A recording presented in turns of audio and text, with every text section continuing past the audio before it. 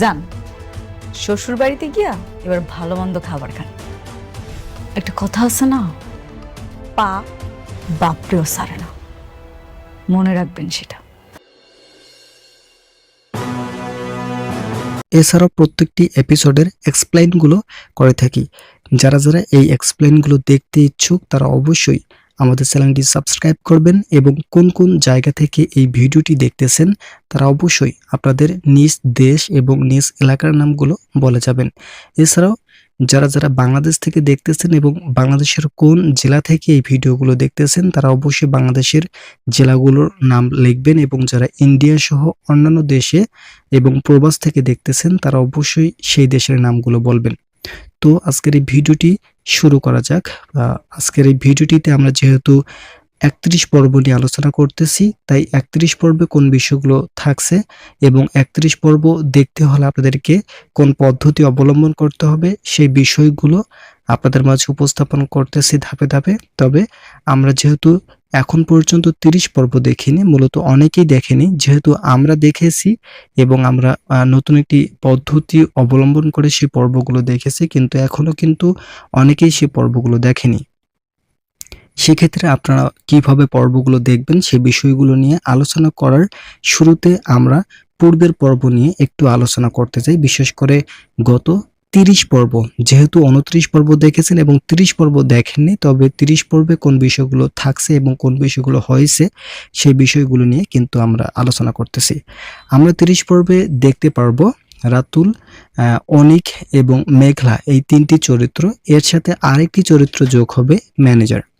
যেহেতু ম্যানেজার সাহেবকে ইতিমধ্যেই অফিস থেকে বের করে দেওয়া হয়েছে তাই তার মনের মধ্যে একটি নতুন উদ্দীপনা সৃষ্টি হয়েছে এবং ক্ষোভ সৃষ্টি হয়, যার ফলে শালিমা বিল্ডার্সের সেই মেয়েটি, যে মেয়েটি বর্তমান বসিয়ে রাখা হয়েছে এবং তার যে একটা অহংকার বৈরত্ব তৈরি হয়েছে, সেই মেয়েটিকে কিভাবে দূর করা যায় সেই বিষয়গুলো নিয়ে চূড়ান্ত একটি দিক নির্দেশনা উঠে আসে।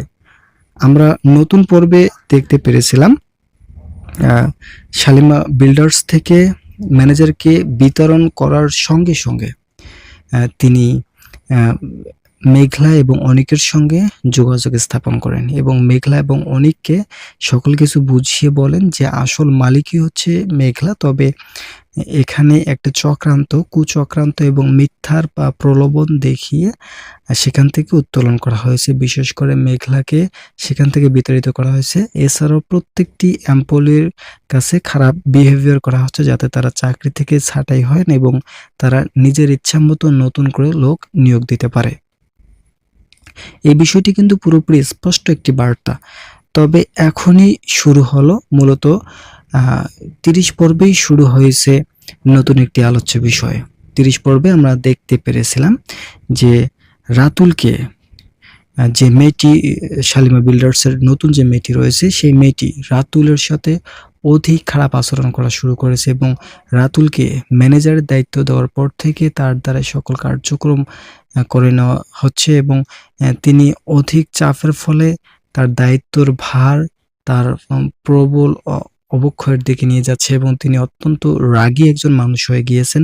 তিনি চাচ্ছেন না এই দায়িত্বটা আর গ্রহণ করতে, তাই তিনি যথাযথভাবে সেই মেয়েটির কাছে, মূলত শালিমা বিল্ডার্সের যে নতুন মেয়েটি রয়েছে সেই মেয়েটির কাছে তিনি বলেন যে এই দায়িত্বটি আপাতত আমি গ্রহণ করতে ব্যর্থ, কেননা আমি যেমনটি চেয়েছিলাম ঠিক তেমনটি অনুসরণ করে এই দায়িত্বটি আমার পক্ষে বুঝে নেওয়া অত্যন্ত কঠিন একটি পরিস্থিতি তৈরি হয়েছে। তাই যদি কোনোভাবে এই দায়িত্বটি থেকে আমাকে বিতরণ করা হয় এবং আগের যে ম্যানেজারটি রয়েছে, মূলত যে ম্যানেজারকে বিতরণ করা হয়েছে সেই ম্যানেজারকে যদি বসিয়ে রাখা হয় তাহলে কিন্তু তিনি ওনার না হলেও চূড়ান্তভাবে সকল দায়-দায়িত্ব দেখতে পারবেন এবং অফিসের দেখভাল সহ আগে যেভাবে তিনি অফিসের কাজে নিয়োজিত ছিলেন সেই কাজগুলো করতে পারবেন।